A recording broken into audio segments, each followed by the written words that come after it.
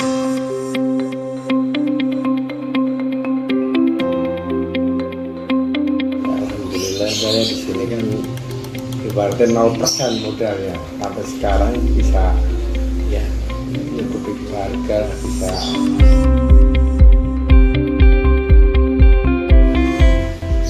ya umumnya kan warga sini bisa manfaatkan limbahnya seperti ampas air itu diambil buat ternak.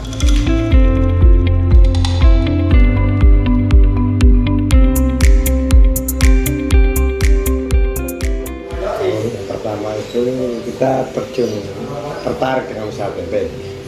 Kita tertarik dengan usaha tempe karena saya itu dulu kerja di tempat dagang tempe itu sudah lama usaha tempe. Itu saya kira-kira 4 tahun.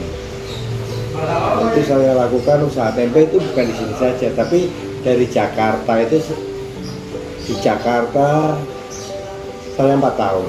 Terus tahun 1998 itu kena krisis. Nah itu saya jatuh bangkrut, saya kritis lagi ya, saya lari ke Bandung. Di Bandung saya juga usaha tempe karena awal-awalnya saya itu dari kecil ikut pedagang tempe karena saya kan lulusan ya nggak sekolah intinya pendidikan rendah, jadi saya harus usaha dan saya mempelajari usaha tempe itu dari Indonesia. Dan saya gimana caranya saya biar jadi seperti mereka, jadi bos tempe gitu, bikin usaha tempe. Jadi saya belajar, setelah belajar itu saya mendirikan sendiri kira-kira di Jakarta Selatan itu. Setelah 4 tahun kena krismon, saya bangkrut dan saya lari ke Bandung kerja lagi ngikut, karena kan kita kan tidak punya modal awal, mungkin dari nol lagi saya kritis. Selama di Jakarta 4 tahun juga, di Bandung juga saya tidak ada perkembangan dan saya pindah lagi usaha lain ke sayur. Saya nggak bisa berkembang. Nah itu saya selama itu akhirnya saya berpikir gimana ya kalau kira-kira saya ke Jogja, saya ketemu pertama ketemu itu 3 bulan saya di sini ketemu bisa dulu. Terus setelah itu saya beranikan untuk membuka di sini, dan itu dengan modal minim. Bagaimana kita berkembang bawa keluarga anak 2. Akhirnya saya merintis dari 20 kilo. Alhamdulillah sampai sekarang berkembang. Saya milih nama Tempe Firman karena anak saya yang pertama Firman itu anak saya udah 6 tahun itu.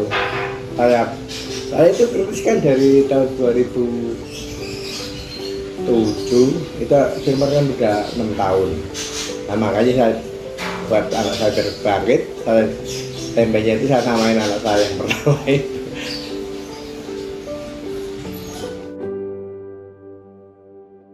Kalau tantangan itu pasti ada. Yang penting kita bersabar, karena dulu saya memperkenalkan tempe kualitas saya itu. Dulu itu kualitas itu dianggap mahal. Dan tempenya saya bilang kan kualitasnya lumayan bagus karena saya belajar dari Jakarta dan itu tempe udah bersih.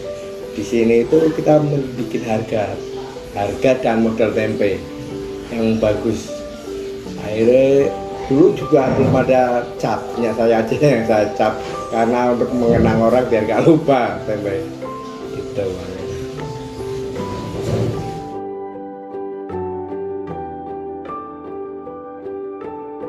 Kalau krisis maksudnya harga kedelai itu loh yang membuat kita semakin berkuat kan, karena harga kedelai itu, harga kedelai kan pasang surut.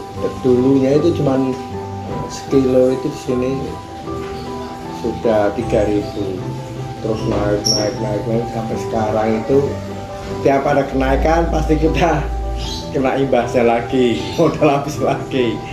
Terus berapa tahap kenaikan sampai sekarang kan 11.500. Itu berapa kali tahap kenaikan itu, berapa kali lupa ya.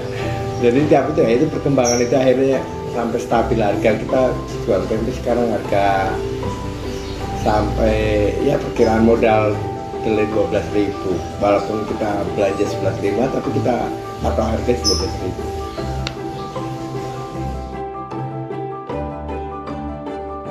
Alhamdulillah saya di sini kan ibaratnya 0% modal ya, sampai sekarang bisa ya mencukupi keluarga, bisa dilihat orang, kan tempe juga semakin maju. Serta membanggakannya sekarang tempe di wilayah sini juga udah bagus-bagus saya.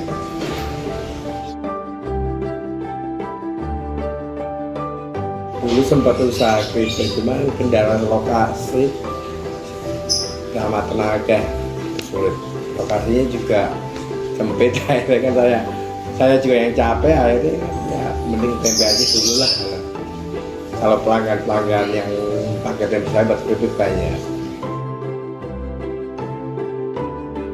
Saya terjun langsung ke pasar, dan itu ada yang memperkenalkan kan pedagang-pedagang itu, dan saya tiap tahun juga membuat kalender untuk mengenang tempe saya itu. Jadi sistemnya ya kayak sistem kayak iklan itu, tapi kita tidak bayar iklan.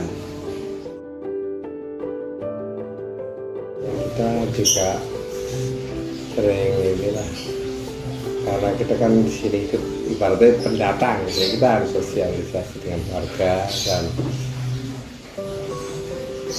ya namanya kan warga sini bisa manfaatkan limbahnya, seperti ampas air itu diambil buat ternak.